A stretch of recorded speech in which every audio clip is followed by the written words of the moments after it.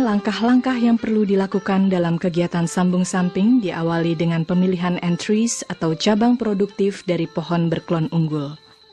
Klon unggul yang sudah diseleksi ketat dan menghasilkan kualitas yang diinginkan seperti hasil panen yang banyak dan tahan terhadap serangan hama dan penyakit. Cara mengidentifikasi pohon berklon unggul antara lain, jumlah produksi yang tinggi sepanjang tahun minimal 4 tahun berturut-turut, tidak terserang hama dan penyakit utama tanaman kakao, terutama penyakit VSD, jumlah biji per buah di atas 40 biji, berat biji kering di atas 1 gram per biji.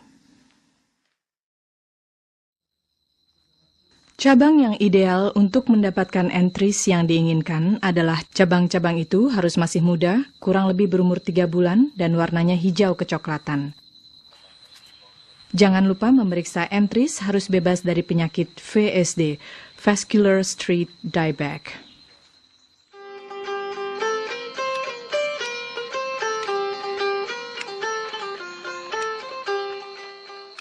Apabila entries diperoleh dari tempat yang jauh dari lokasi penyambungan, maka perlu dilakukan pengemasan khusus agar tangkainya tetap segar. Buang daun-daun yang ada di cabang dengan gunting pangkas, sisakan bantalan daun 1–1,5 cm, dan potong cabangnya jadi 2 apabila ukurannya terlalu panjang untuk dibungkus. Percikan sedikit air pada koran pembungkusnya agar entries tetap segar.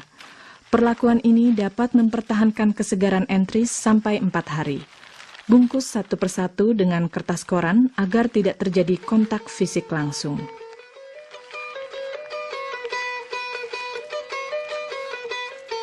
Selain kertas koran, juga dapat digunakan pelepah daun pisang dalam pengemasannya. Pelepah daun pisang sudah cukup lembab sehingga tidak perlu lagi ditambah air. Sebaiknya tidak memindahkan entries ke kebun yang jauhnya lebih dari 4 hari karena entries bisa mati.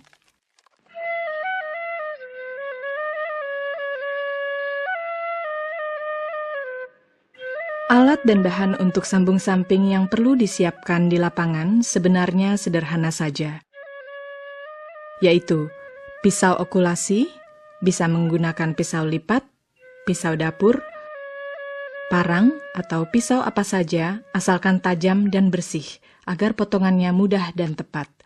Lalu gunting pangkas, gergaji tangan, plastik buram, dan tali rafia.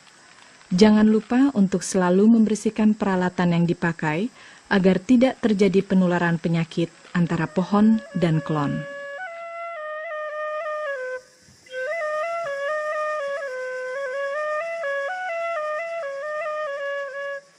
Batang bawah yang telah dipilih sebaiknya dalam kondisi bebas penyakit VSD dan kanker batang dan pada permukaan yang relatif rata dengan ketinggian kurang lebih 60 cm dari permukaan tanah. Selanjutnya, kulit batang disayat secara horizontal sampai menyentuh lapisan dalam kayu atau kambium. Proses ini bisa dilakukan dengan pisau apa saja asalkan tajam. Lalu, di atas sayatan horizontal dikerat secara hati-hati sehingga membentuk cekungan, tapi jangan terlalu dalam.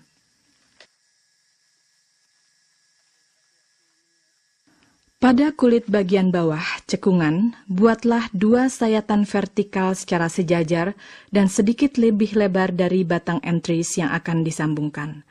Sebaiknya ujung pisau dilewatkan sedikit di atas sayatan horizontal dan turun ke bawah beberapa sentimeter. Periksa kembali sayatan horizontal dan vertikal untuk memastikan bahwa dalamnya sudah menyentuh kambium.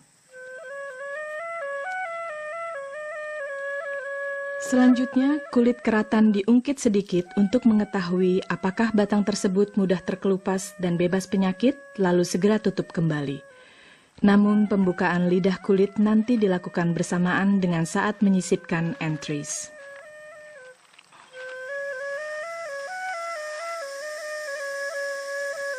Entries yang telah disiapkan dan dipotong kecil-kecil dianjurkan memiliki 3 mata tunas.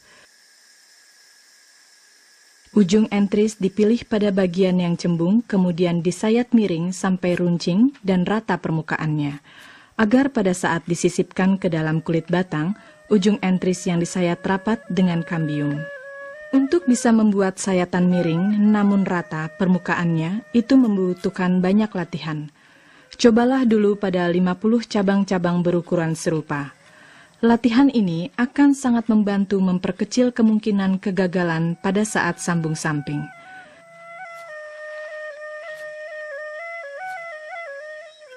Selanjutnya, rapikan ujung sayatan agar tidak ada bekas luka dan entris siap untuk disisipkan. Bukalah lidah kulit batang yang telah diiris dengan hati-hati. Lalu sisipkan ujung entris dengan bagian yang telah disayat menghadap ke batang pokok, kemudian lidah kulit batang ditutup kembali. Bagian yang disayat harus rata agar dapat melekat rapat dengan kambium. Sangat penting kiranya agar dalam penyambungan tidak ada rongga udara antara kambium dan entris. Jika rongga udara sampai terjadi, dapat menimbulkan kegagalan dalam proses sambung samping. Setelah entris disisipkan, jangan digoyang-goyangkan. Jangka waktu dari permukaan lidah kulit batang sampai selesai menyisipkan entris ke kambium harus tidak boleh lebih dari 30 detik agar tidak terlalu banyak terkontaminasi dengan udara luar, yang sekali lagi dapat menimbulkan kegagalan dalam proses sambung samping.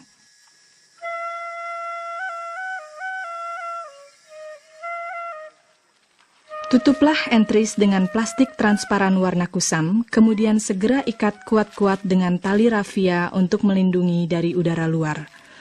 Penutupan dan pengikatan harus cukup kuat agar air hujan tidak masuk ke luka sayatan. Yang perlu diperhatikan adalah usahakan agar ujung entris bagian atas tidak tertekan oleh tali pengikat atau plastik penutup.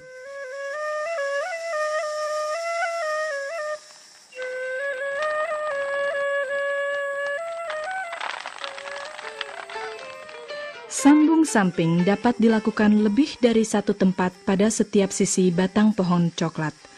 Namun satu pohon hanya boleh mempunyai 2 sambungan hidup sekaligus guna mendapatkan pertumbuhan yang seimbang pada tanaman kakao.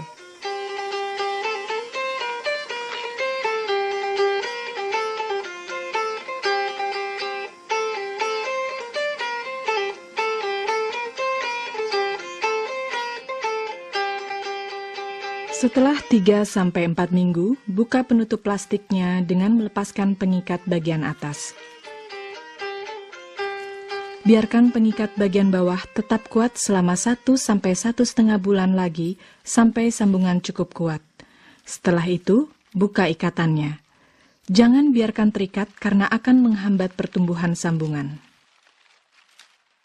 Kalau kita betul-betul serius untuk mengembangkan teknik sambung samping, maka yang perlu kita lakukan adalah bagaimana melakukan perawatan secara berkelanjutan. Mulai pada saat umur 1 bulan, 3 bulan, 6 bulan, sampai kepada betul-betul tanaman kakao itu sudah berproduksi, sehingga kita melanjutkan bagaimana pemeliharaan yang lebih menguntungkan kepada kita, sehingga kita betul-betul tidak kecewa terhadap sambung samping.